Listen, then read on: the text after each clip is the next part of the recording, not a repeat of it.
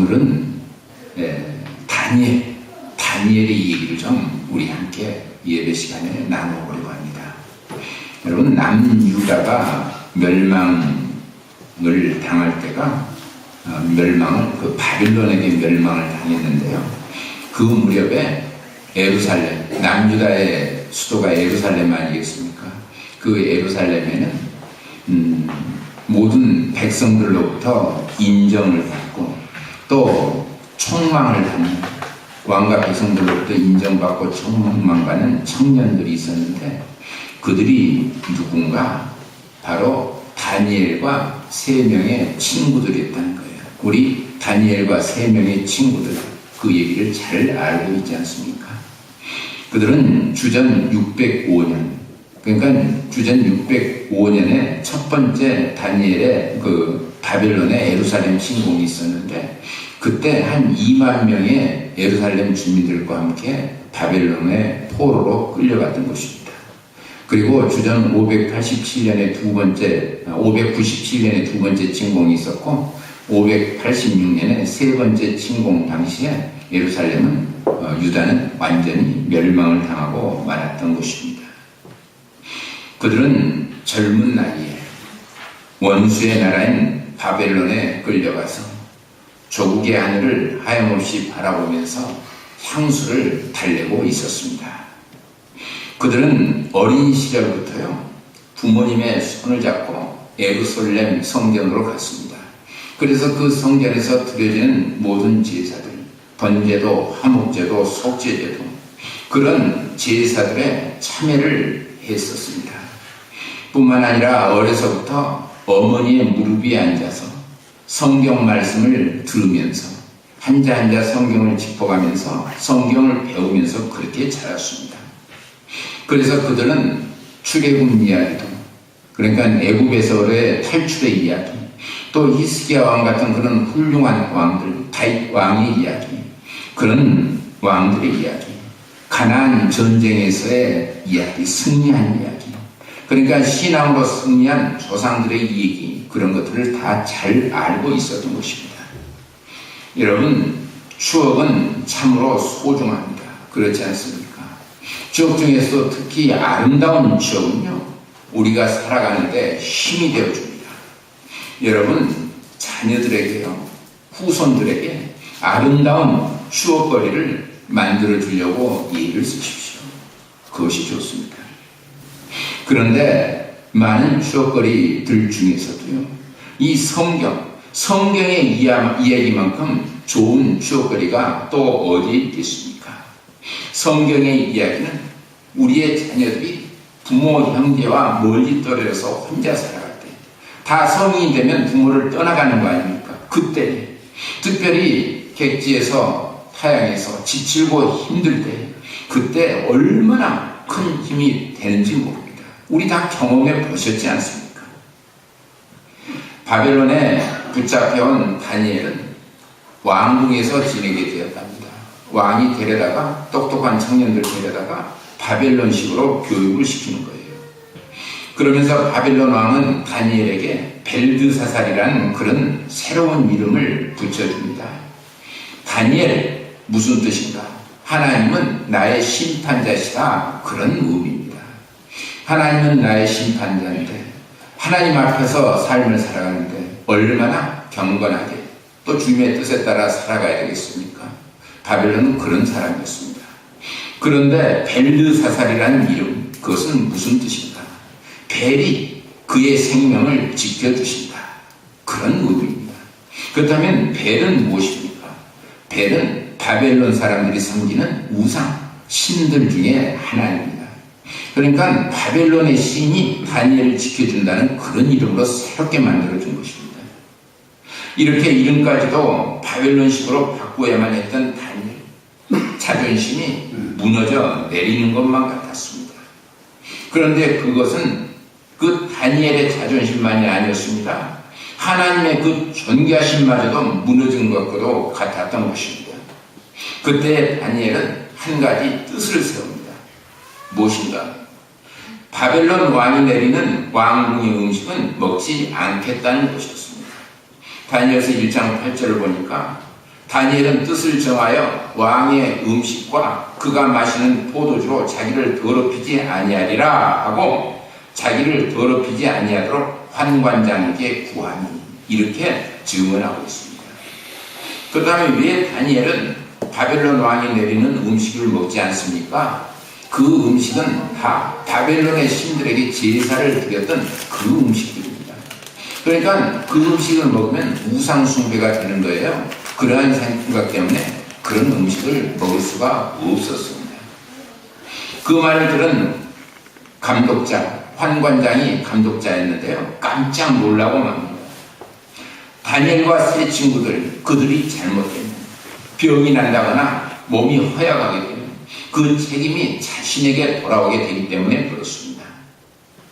그러나 그러한 환경 가운데도 하나님께서는 그 환관장으로 하여금 다니엘과 세 친구들에게 은혜와 긍휼을 베풀 수 있도록 그렇게 변화시켜 줍니다. 마음을 정해 주는 것입니다.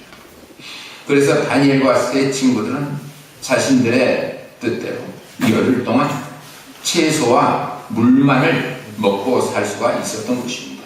그런데 보십시오. 왕의 기름진 그 음식을 먹었던 그 소년들보다 물과 채소만, 야채만 먹었던 이 다니엘과 세 친구들의 얼굴이 훨씬 더 윤택했다는 것입니다. 훨씬 더 윤택하고요, 빛나고요, 더 아름답게 보였다는 거예요. 그 모습을 본 환관장은 감탄하고 또 감탄했습니다. 그들이 하나님을 향해서 뜻을 정하고 거룩한 결심을 했을 때, 결단을 했을 때 주님께서는 기쁘셨답니다. 그래서 그들은 그들의 몸을 건강해 해주시고 마음을 풍요롭게 해주시고 아름다운 모습을 가질 수 있도록 해주셨던 것입니다. 또 주님께서는 그들에게 바벨론에서 가장 뛰어난 지혜와 총명까지 허락을 하셨던 것입니다. 성경은 그들의 지혜가 바벨론의 다른 지혜자들보다 10배나 더 많았다고, 10배 더 많았다는 것은 출중했다는 그런 말씀입니다. 그렇게 증언을 하고 있습니다. 특별히 하나님께서는 다니엘에게요, 모든 환상과 꿈을 다 깨닫고 해석하는 능력까지 주셨던 것입니다. 여러분, 신실한 믿음의 사람, 온전한 믿음의 사람에게는요, 이처럼 우리 주님께서는 지혜도 주십니다. 명철도 주십니다. 그것을 믿으시기를 바랍니다. 우리도 그렇습니다. 그렇게 믿음 위에 바로 서야만 합니다.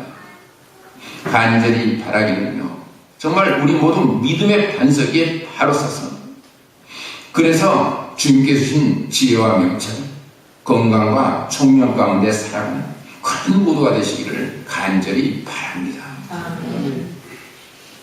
우리는 다니엘의 결심을 거룩한 결단이라고 그렇게 말할 수가 있을 것입니다. 거룩한 결단.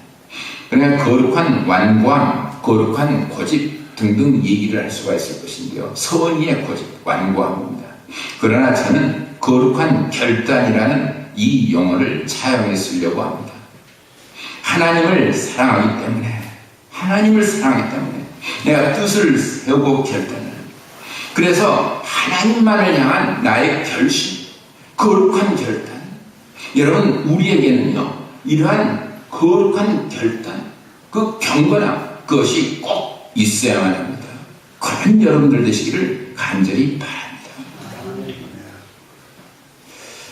금년도 한 달이 다 지나고요, 이제는 벌써 2월입니다. 아직 매서운 추위가 있지만 지난 주일은 입춘이었고요. 그리고 이제는 며칠만 있으면 설날입니다. 여러분, 이제 이렇게 봄이 됐는데 여러분은 하나님 앞에 어떤 뜻을 세웠습니까?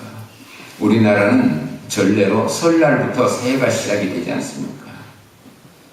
그래서 주보에도 나와 있지만 생각나서 말씀을 다시 한번 드립니다. 이번 16, 17일 설날 연휴가 시작이 되지 않습니까? 15일. 설날과 그 이튿날은 새벽 예배, 또 16일에는 금요 예배, 가정에서 드리는 예배로 대신하겠습니다. 물론 교회 문은 시간에 맞춰서 열고요. 또 기도할 분은 기도할 수 있도록 그렇게 배려를 하겠습니다. 그러나 예배를 진행하지는 않겠다는 그런 말씀입니다. 참고해 주시면 고맙겠습니다. 그리고 이번 주 수요일은 재수요일입니다. 이렇게 사순절이 벌써 시작이 되는 거예요. 계절은 이렇게 흐르고 있습니다. 여러분, 이 봄에 어떤 뜻을 세우셨는지, 그리고 그 뜻을 잘 실천해 가고 있는지 자신을 한번 돌아보시기를 바랍니다. 하나님 앞에서 거룩한 뜻을 정하고 결단을 할 때, 그때 하나님께서는 그것을 지켜낼 지혜를 주시고 힘을 주시는 것입니다. 그저 우리 가만히 있는데 하나님께서 지혜 주시고 총명 주시고 다 주시는 것 아니지 않습니까? 그런 결단을 하고 주님만 따르겠습니다, 말씀대로 나가겠습니다, 그럴 때 지혜 주시고 총명 주시는 것입니다. 뿐만이 아니라 모든 환경을 다 허락해 주시고 또 좋은 사람도 붙여주십니다. 그래서 그 뜻을 이루어가게 해 주시는 것입니다. 여러분, 거룩한 결단으로 주님의 뜻을 온전히 이루어나가는 그런 여러분 모두가 되시기를 간절히 바랍니다. 그런데 그 당시에요, 바벨론은 그 지방 근동의 최강국이었다는 거예요. 우리 역사를 배워서 알지 않습니까? 바벨론이 최강국이었던 것이거든요.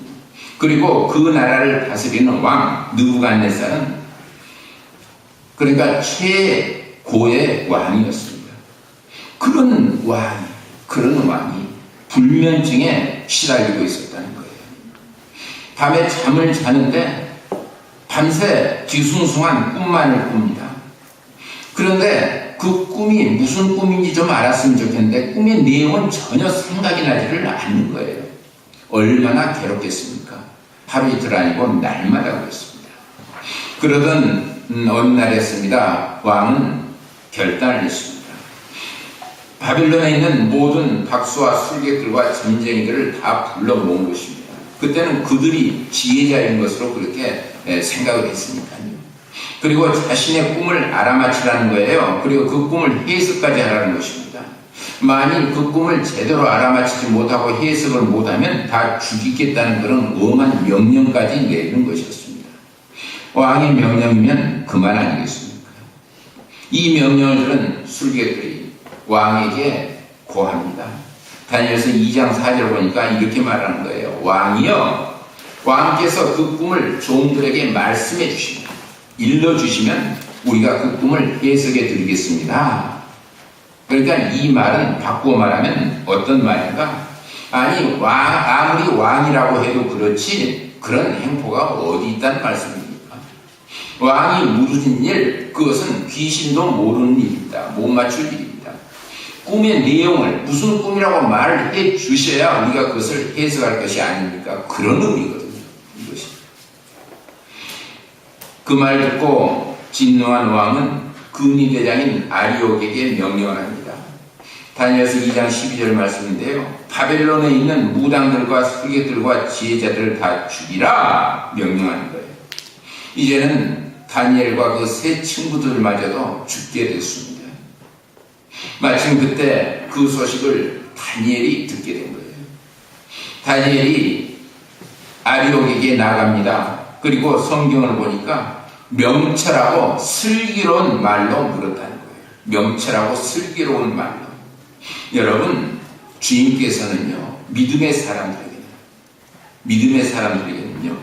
슬기를 주십니다. 온유함과 또 덕과 화목의 마음을 주시는 것입니다.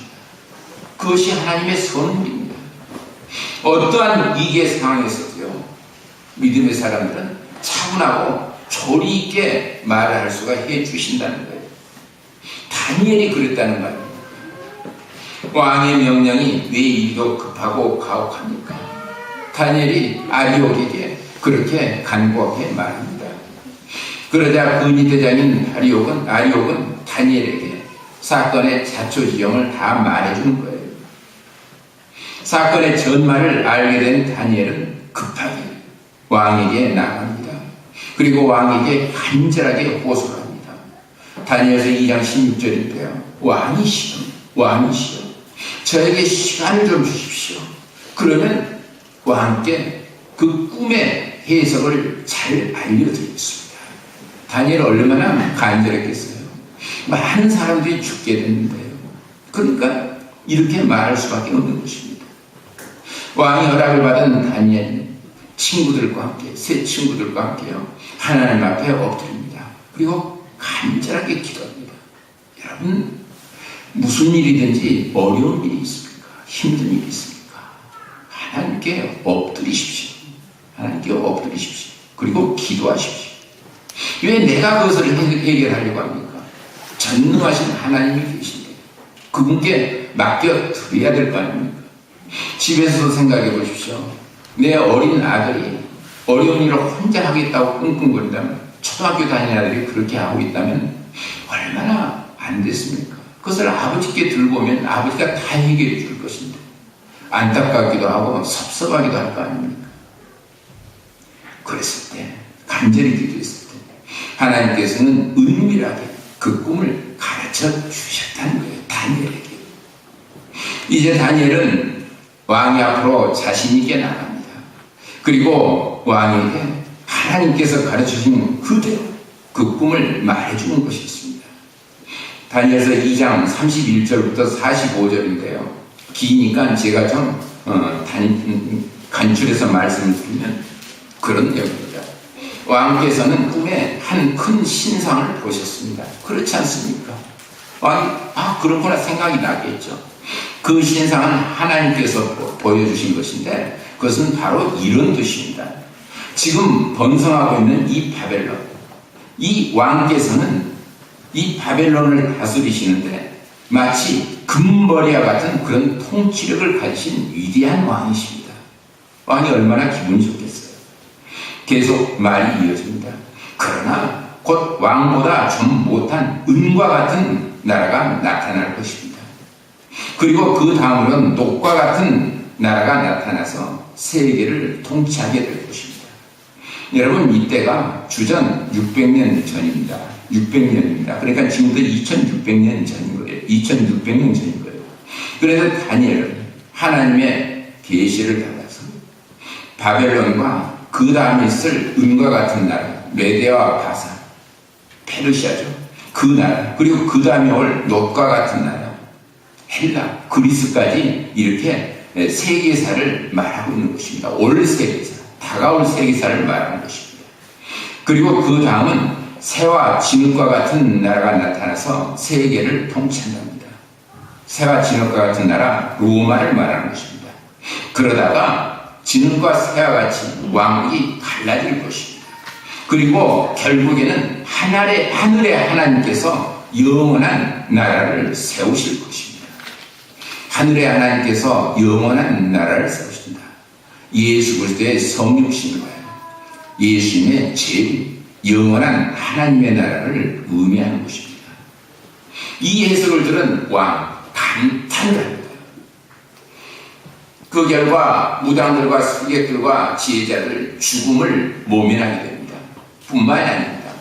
대제국의 왕인 느부갓네살, 그가 다니엘 앞에 엎드리더라는 거예요. 그리고 절을 하더라는 거예요. 뿐만이 아닙니다. 많은 예물과 진귀한 향품을 다니엘에게 선물하더라는 거예요. 또 왕이 자신의 입술로 이렇게 고백을 합니다. 다니엘서 2장 47절을 보니까요, 너의 하나님, 다니엘 너의 하나님은 참으로 모든 신들의 신이시요 모든 왕의 주제시로다. 하늘의 모든 신들의 최고이고 땅에 있는 모든 왕들, 그들을 온전히 다스리시는 위대하신 하나님이시다는 거예요. 여러분, 하나님께 뜻을 두고요, 거룩한 결단을 지켜나가는 사람, 그런 사람은요, 이렇게 이방의 왕까지도 감동을 하게 하는 그런 은혜를 주시는 것입니다. 이방의 왕까지 감동줍니다. 그런데 그것은 오늘날 지금도 마찬가지입니다. 우리 크리스천의 발걸음은요, 이 사회의 소금과 빛이 되어야만 합니다. 그래서 이 세상에 감동의 물결이 넘쳐나도록 그렇게 만들어 나가야만 합니다. 이것이 바로 우리의 책무요, 하나님으로부터 받은 사명이 아니겠습니까? 우리의 책무요, 사명입니다. 그런데 문제는 지금은 그 감동이 점점 사라지고 있다는 것입니다. 안타깝습니다. 왜 그렇습니까? 그것은 바로 우리가 그 하나님을 향해서 온전히 뜻을 정하고 그 뜻을 일관되게 밀고 나가야 될 것인데 그러지를 못하기 때문인 것입니다. 다시 말씀을 드리자면 거룩한 결단의 소유자들이 이 땅에서 점점 사라져가기 때문에 그렇다는 말씀입니다. 하나님께서는 이방 나라 바벨론에서요, 다니엘을 그렇게 온전히 지켜 보호해주셨습니다. 그런데 그것은 바벨론이 멸망한 후에도 마찬가지였습니다. 금의 나라가 멸망한 후에도 마찬가지였다는 말씀입니다. 다니엘을 새 왕국, 메대와 바사, 그 온 지방을 다스리는 통치자로 또한 삼아주셨던 것입니다. 은혜 나라에서도 높여주셨다는 말씀입니다. 여러분, 우리 모두도 그렇습니다. 이 다니엘처럼 거룩한 결단, 주님 앞에서 드리는 거룩한 결단, 이것으로 주님의 뜻을 온전히 이루며 살아갈 때에, 그때 이 세상에서 그리고 주님의 나라에서 여러분 크게 쓰임을 하게 되는 그런 여러분 모두가 되시기를 간절히 축복합니다. 아멘. 말씀드렸듯이 어느덧 바벨론이 멸망을 당하게 되고요, 메대와 바사의 시대가 되었답니다. 그리고 다리오가 왕이 됐습니다. 그런데 메대와 바사에는요 120명의 고관들이 있어서 그들이 각 도를 나누어서 다스렸다는 것입니다. 그 중에서도 다니엘은 이들 120명의 고관들을 통치하는 3명의 총리들 가운데 한 명이 됐다는 거예요.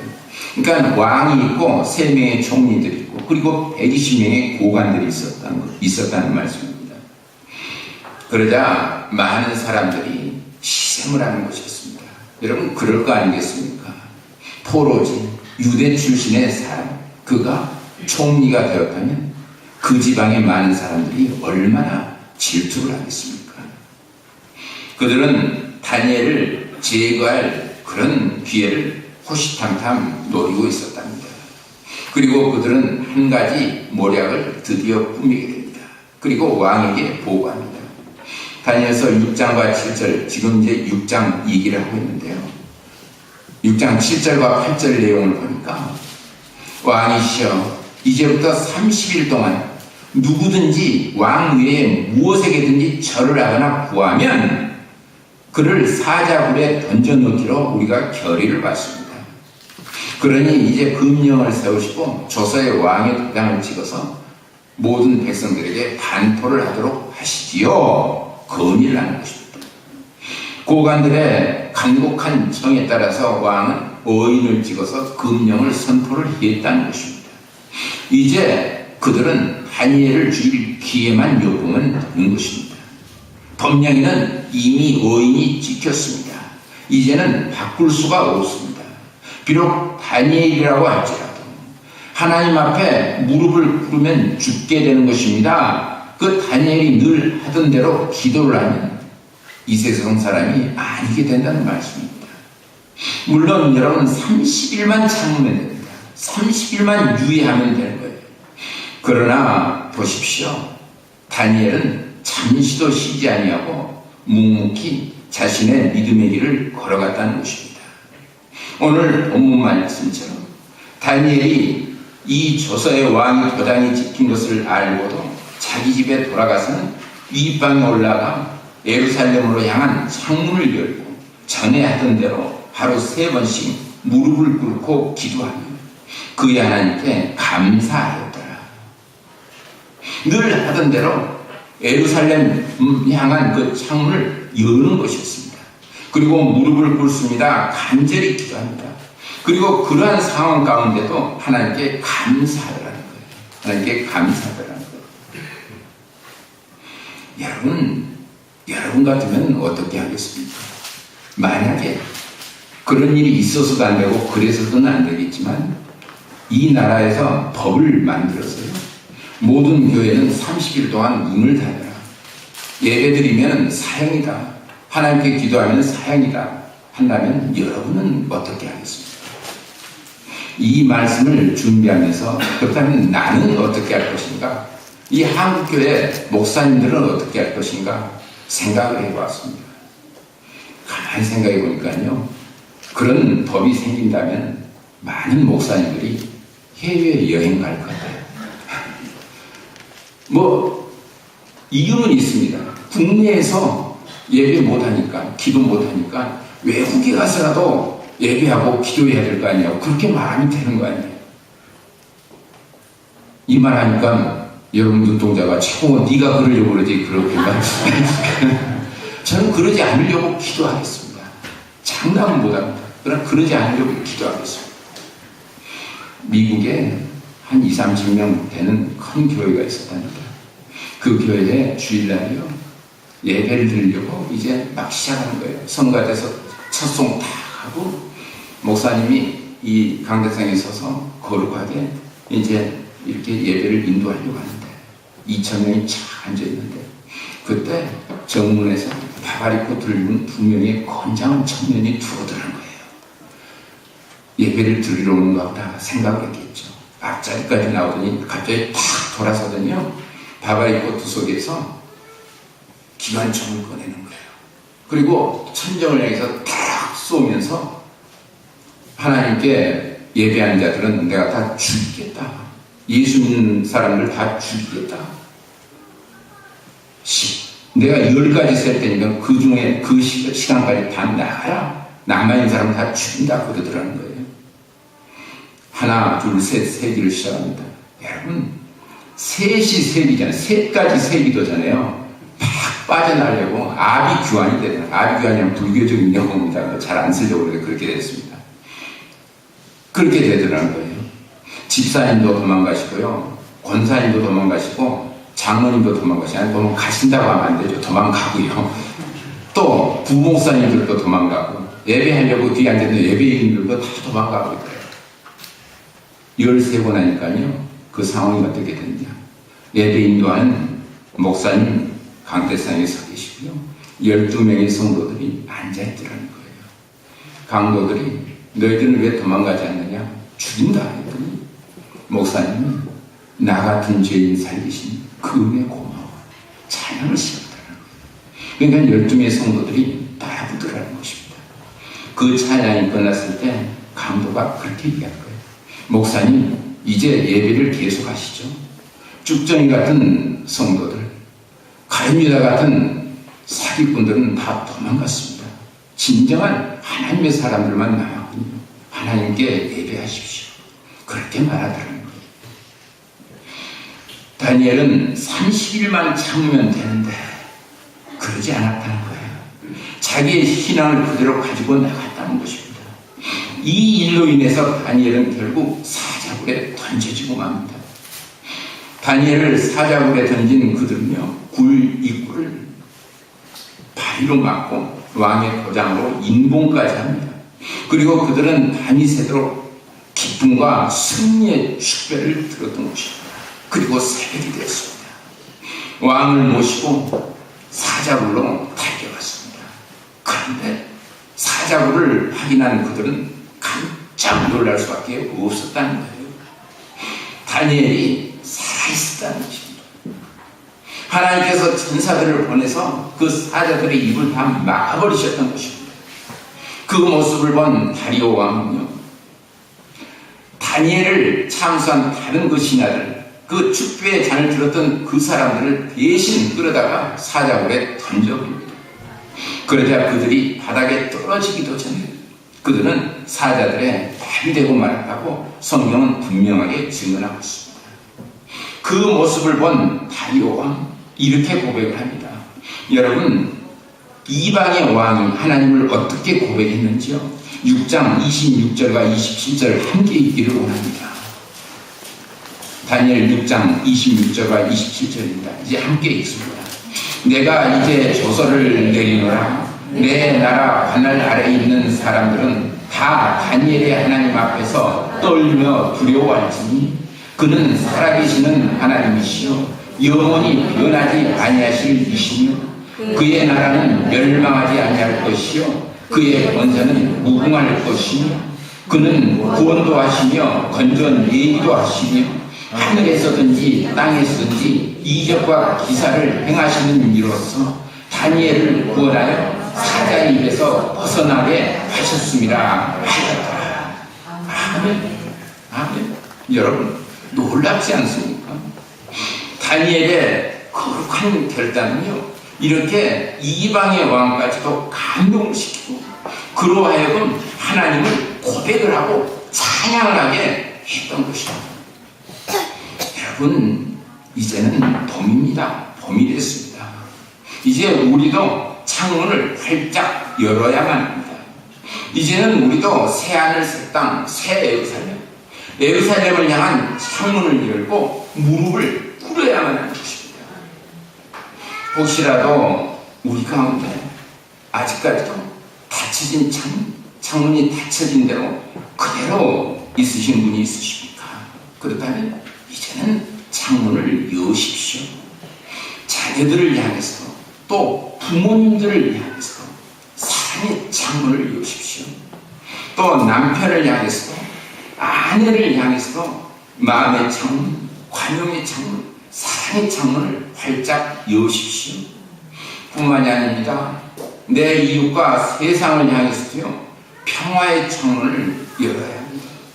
무엇보다도 그리스도 예수 우리 주님을 향한 여호와 하나님을 향한 믿음과 소망과 사랑의 창문을 활짝 열고요 말씀과 찬양과 기도 가운데 서로 교통하는 주님과 내가 서로 교통하고 내 이웃과 함께 교통하는 그런 우리 가운사에 함께 축복받은 성도들 진한 믿음의 소유자들 다 되시기를 예수님의 이름으로 간절히 축원을 드립니다.